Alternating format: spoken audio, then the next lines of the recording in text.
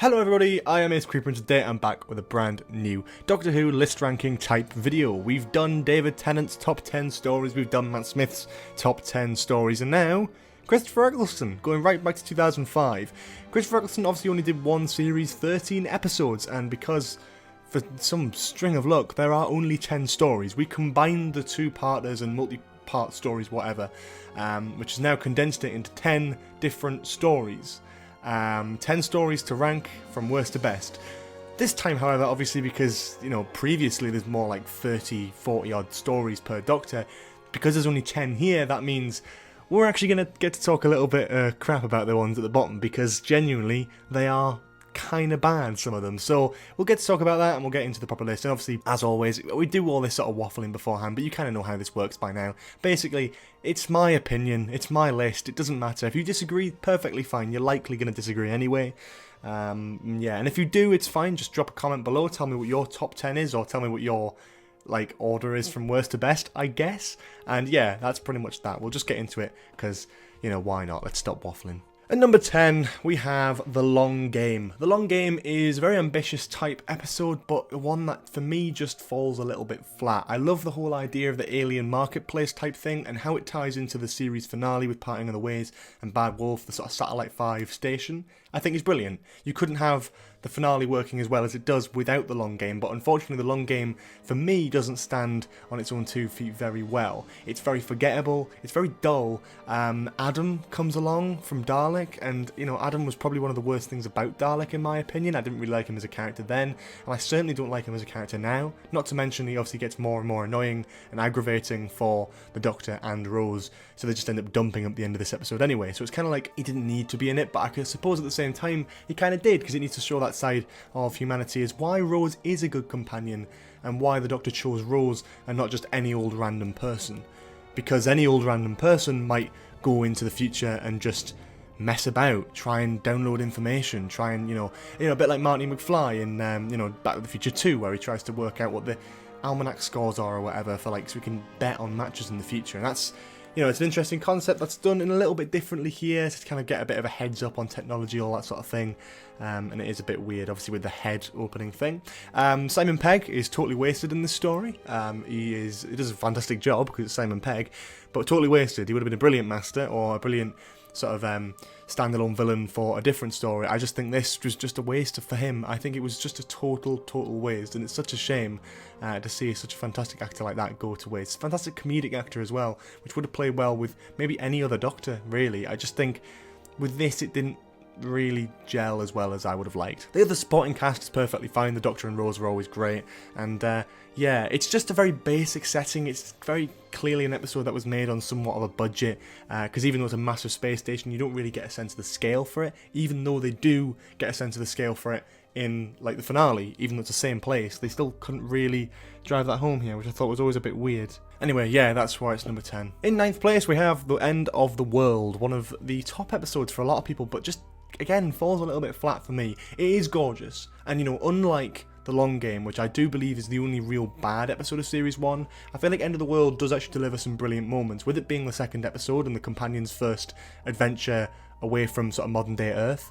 It's exciting to watch, especially for a viewer to sit down for the first time since Classic Who and see aliens, see monsters and a space station and looking over the Earth. I think it just falls a little bit flat in places. Now I love certain scenes. The scene where the Doctor is focusing to try and move through the fans is really great, even though it's a bit weird for Doctor Who to do something like that. It is still brilliant. I love the characters of Cassandra, obviously the face of Bo, the Moxie Balhoun, adherence of the repeated meme, which is obviously going to last a long time. The Doctor doing his little jig dance, that's lasted a long time. And there's lots of different things from this episode that stand out.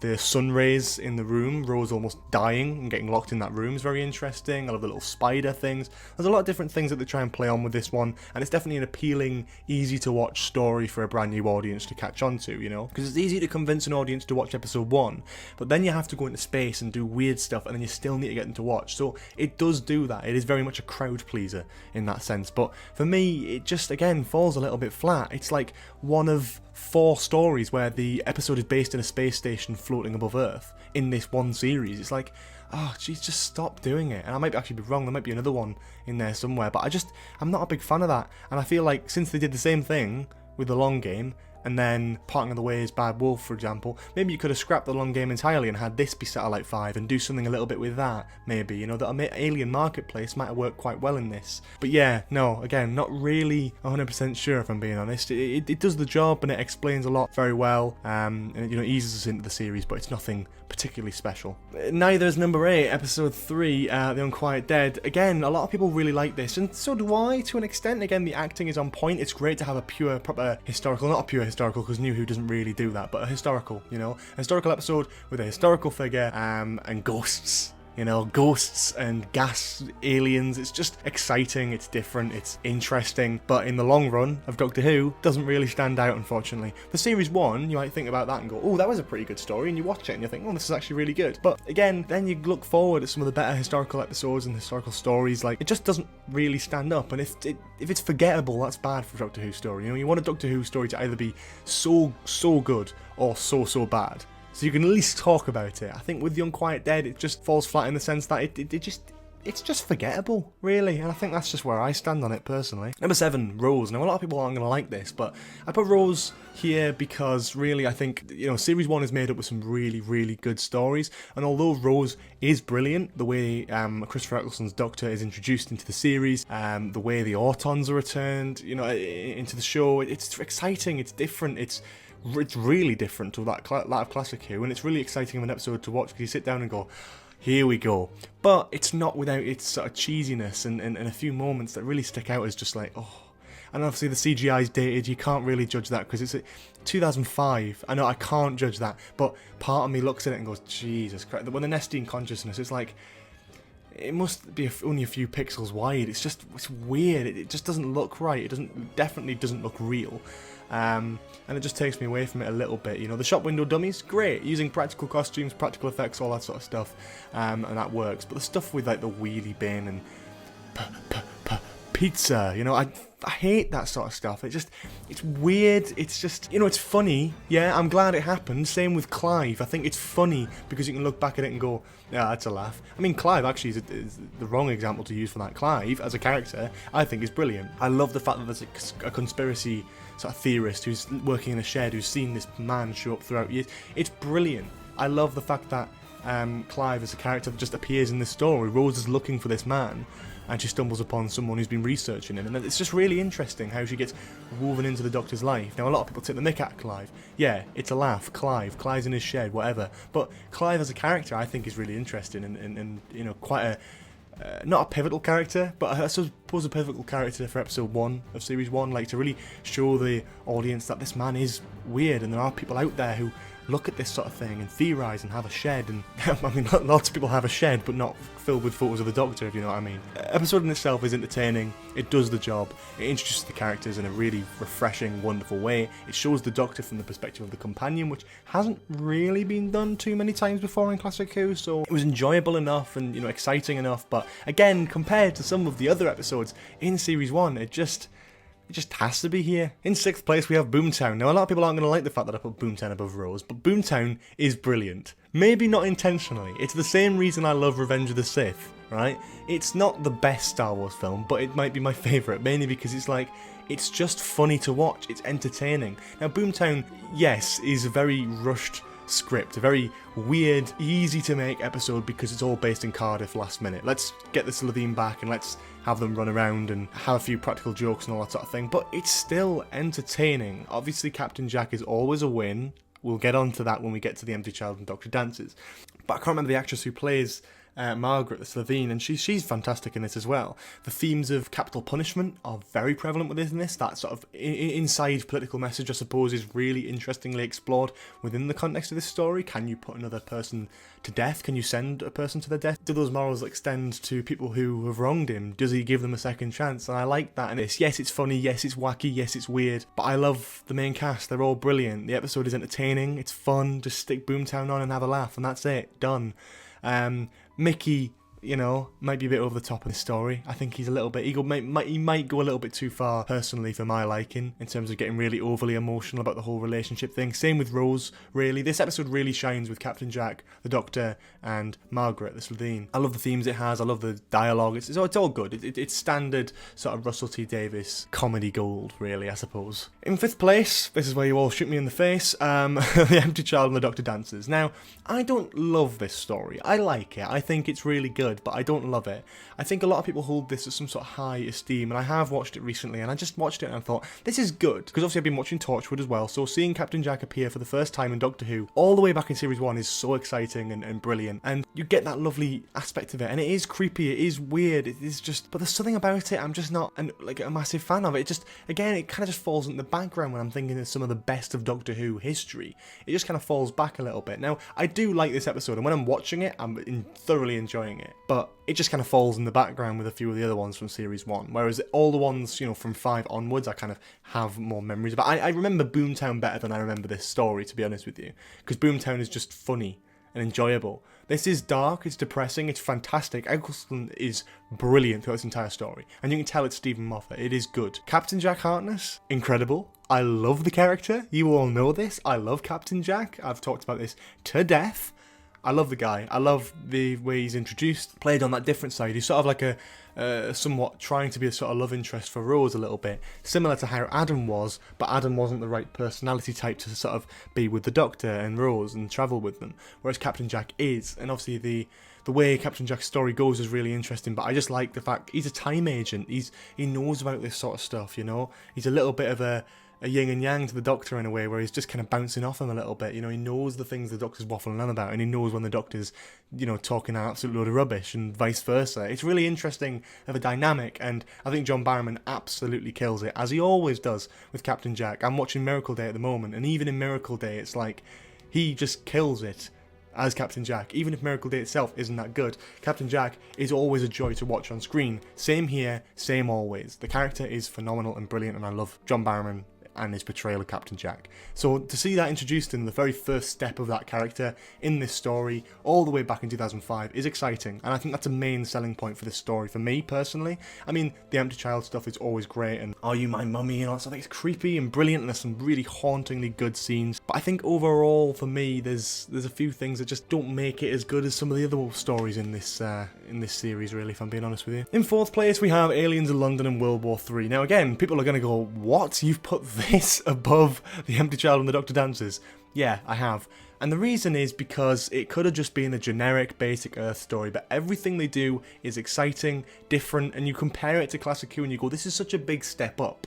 It's exciting, it's different, introducing again another character that is recurring through Russell T Davies' era, Harriet Jones, who's a great character, I think, personally. The Slitheen is probably the only downside of this. Like, they're a bit too wacky, they're a bit too child friendly in the fact they just fart and then laugh about it. Like, but beyond that, when they come out of the suits and try and kill people, it's quite scary, it's quite well done. I remember playing one of the video games on the Doctor Who Flash websites years ago, I think it was the K9 one, and I could never play the Aliens of London mission because the way the Slitheen moved were too fast. It was quite scary. I was like, oh god, no, I don't like that. So yeah, the Slitheen do have a little bit of, you know, sort of that slight fear towards them, personally, you know, and yeah, they are a bit wacky and wonderful now. I'm like 18, but as a kid it was like, yeah, these guys actually are a little bit creepy. When Rose and Harriet Jones are hiding in that room and the Slitheen's kind of taunting them out by like smelling them, it's really quite creepy and haunting, and I actually quite like that concept of it. The idea of it all being in Downing Street, the Doctor being called as a sort of scientific advisor, sort of guy who knows everything, Unit being brought into it again, obviously. It's really interesting stuff, and I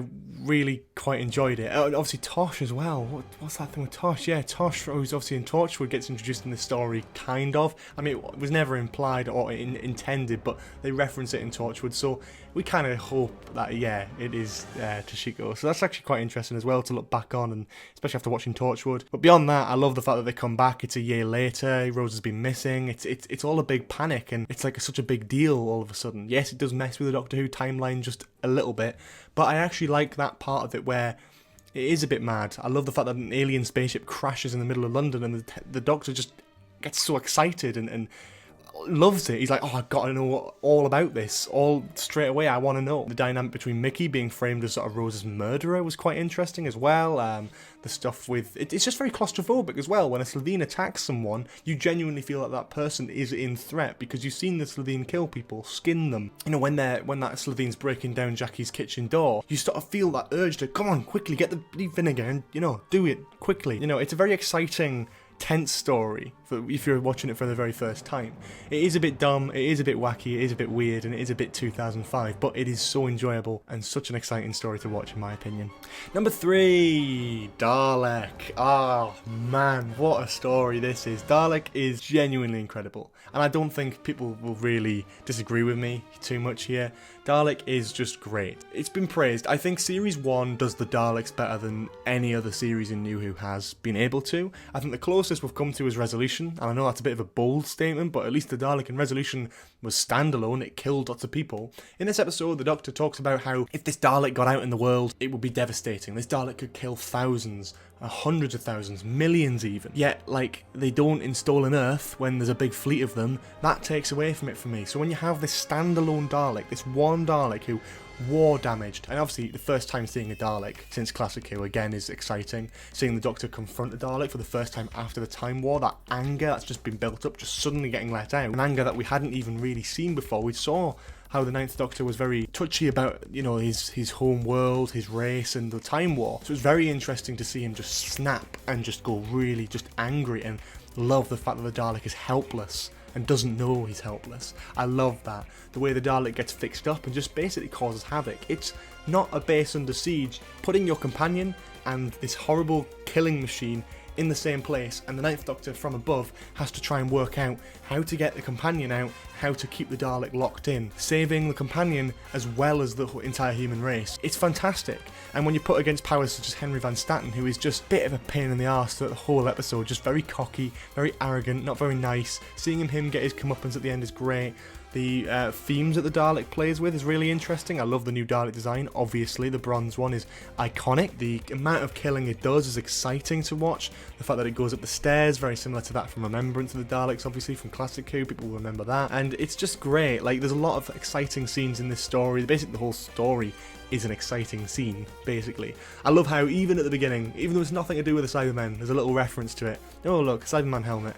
Old friends of mine. Oh, friends of mine. I say enemies. Like, great to have that sort of expanded universe type thing. It's not even a Cyberman story, you know? They could have easily just put like a Dalek eye stalk in there, or half a Dalek head. But then it builds up to that moment of impact. The Dalek in the cage, the last surviving Dalek as far as the Ninth Doctor's aware. And it's that moment of just panic, anger, but also happiness that this is the last Dalek and he's going to kill it. It's just exciting to watch, and it's phenomenal. I mean, Chris Eccleston is amazing in this episode, as is the entire production crew. I like the fact that it's very basic. It is obviously very cheap to make. It was obviously filmed in some sort of facility with lots of different hallways and stuff, but it's basic and it works, you know? It never goes out into the open. You don't have to do too many uses of CGI. It's very simple, but works a hell of a lot, and it's exciting as always to watch. In second place, we have Father's Day. Father's Day is a fantastic story, and I can't go into it because Father's Day is one of those ones you really have to go in depth with your review, and I just haven't got enough time. It's not a full review of Father's Day, it's a list ranking, and basically, Father's Day is just a phenomenal story. The concept in itself of Rose trying to save her dad, well, not trying to save her dad, but wanting to see her dad there and sort of be there for him as he's dying, and then Rose just panicking and saving his life accidentally, is brilliant, causing that paradox thing. The whole thing with the Reapers is really interesting. The Reapers are really creepy, the way they just like eat people up almost, and how they almost get locked in this church as a sort of a time kind of, it's hard to explain, but sort of how they get locked in this one place as everything around them just disappears because they've caused this sort of weird anomaly by, you know, Rose's dad being alive. The people of the time slowly working out that Rose is Pete's daughter from the future, who's come back in time, is fantastic and interesting. There's some great moments from the Ninth Doctor and, you know, the actual humans there talking about the, you know, the Ninth Doctor not really having that life, having a takeaway, and I can't remember what the exact line was, but it was like, you know, having a takeaway, you know, getting with someone on a night out or something. He's never going to have that life, and that's so interesting and different and weird, and I love that. I really do love that. But yeah, overall, this story is just one masterpiece. I can't really think of many downsides for this story, and I probably will be able to think of downsides for the following story, which is in first place, but for me there's something so special about the one in first place, which we obviously know what it is now. But for second place, Father's Day is brilliant and almost perfect. I just think it's slightly done over because I have a lot of nostalgia and a lot of respect for the following first place. There's no honourable mentions for this list because there's literally no more Eccleston stories, so let's just go into number 1. In first place, we have Bad Wolf / Parting of the Ways. Probably one of my all-time favourite Doctor Who stories, and I will explain why. There's a lot of different things to it. Yes, there's downsides. We'll talk about the downsides first. Bad Wolf is a great story, but again, it doesn't start well. The big brother, the weakest link, you know, it does date the show around 2005 basically, because the weakest link, I don't know if that's still on, but I don't think it is. Like it mustn't be now. There's no way they're still doing that.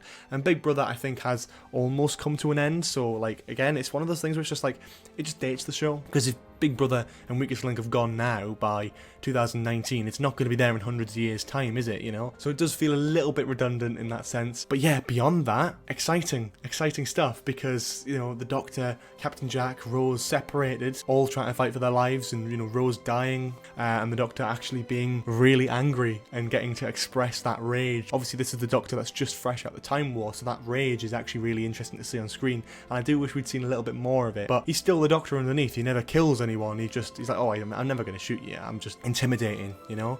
He lets Captain Jack do all the dirty work, like beating up the guard who's holding them in a cell. The twist at the end of Bad Wolf, that Rose is still alive, but being teleported to a Dalek ship. Dalek fleet are still alive. That Dalek that the Doctor saw explode in Dalek is not the last Dalek, and in fact there is hundreds upon thousands upon even millions more Daleks in these ships coming towards the space station, led by the Emperor Dalek. We don't know it's the Emperor Dalek yet, but the Daleks in the Dalek fleet is just exciting to see. It's horrifying but brilliant. The music in this story is fantastic. Not just the Daleks theme, the slight choir things. There's like, it's not really a choir, but there's like people's voices sort of almost screaming or making sort of noises in the background of the music, where it just elevates it, especially with the scenes with the girl who's running the sort of computer server, the person who's been plugged into the thing. I can't really remember her name, but she's just kind of like strung up there, and when she's talking and when she's speaking to the Doctor and there's that threat, the music is so elevated and actually kind of scary. And obviously Parting of the Ways, again, phenomenal. You remember, we'll just quickly talk about the speech at the end of Bad Wolf is also brilliant, and obviously people know that's brilliant.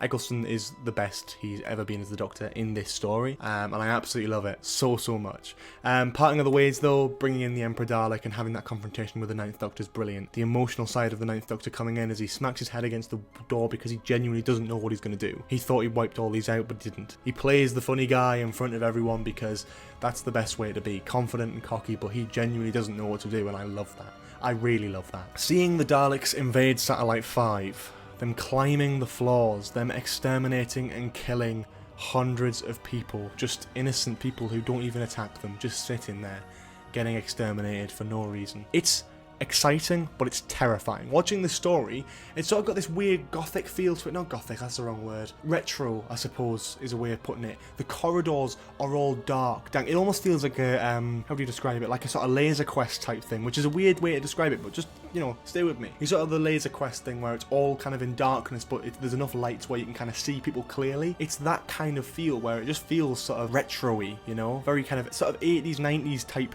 feel to it, where it's all the corridors are blacked out and dark, but you can see the Daleks coming, them fighting against all the barricades and even the little things. The scene where Captain Jack gets shot by a Dalek, that set design is gorgeous. It looks brilliant. It's exciting. It's different. Seeing the Daleks just relentlessly kill so many people is terrifying but amazing. And again, as I said before, Series 1 does the Daleks better than the Daleks have ever been done before or since, in my opinion. The best Dalek stories are these: Parting of the Ways, Bad Wolf, and then Dalek. Yeah, Genesis is brilliant. Yeah, Remembrance of the Daleks is also brilliant. You know, Resolution is pretty bloody solid. You know, Stolen Earth and Journey's End is quite enjoyable. But this is something really special, something really exciting and different and just hard to describe, because it's almost like nostalgia, but at the same time, it's not nostalgia because it's just good TV. It's just really well written. Stakes are high. The way the Doctor sends Rose home is brilliant with the hologram and everything. That's fantastic. The Doctor regenerating, of course. Yeah, the line, I think you need a doctor, is a little bit cheesy, but I love it. I think it works. flashbacks, the Doctor regenerating again into David Tennant. It's a big scale story and probably one of the best, if not the best, finale in New Who, in my opinion. I think it's actually phenomenal. It's so good. It's so well done. I'm yet to see any other Doctor Who story finale compare to this. It's just that good. I like this story, basically. Anyway, that is pretty much it for me. I hope you've enjoyed this video. Again, a little bit of a long one, sorry about that. But next, we should be doing Capaldi, and then maybe Whittaker before Series 12. We'll see what we can squeeze in the schedule for this month. But yeah, hope you're enjoying this little mini-series type thing. I'm trying my best, and when I catch up with the classic Doctors, sure, I'll maybe rank some of those stories as well, but that will be a long time coming because I am far from completing Classic Who yet. But yes, thank you so much for watching this. If you enjoyed it, please do leave a like, comment below for any more suggestions in the future, subscribe to the channel with notifications on because YouTube is a bit of a mess. We've got a Patreon page if you want early access content and all that sort of perks and whatever, all that sort of lovely stuff is down in the description below. We've also got a Discord server, which you can join the conversation, talk about Eccleston's Doctor Who, talk about Doctor Who in general, Doctor Who Series 12 stuff. We're rapidly approaching the premiere date very, very soon, so I'm very excited for that. Looking forward to it. I'll see you all next time. Have a lovely day. Bye-bye.